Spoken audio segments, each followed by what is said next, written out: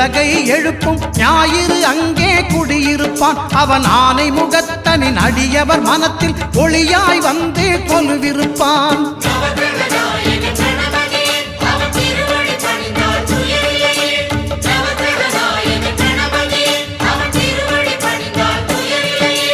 ஒன்பது கோளும் ஒன்றாய் காண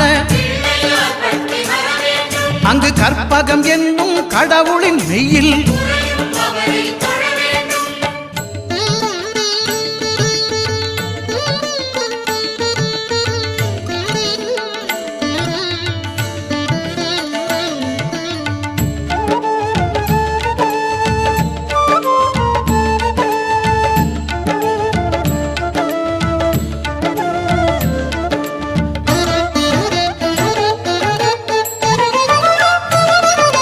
திங்கள் பகவான் திருமுகம் காண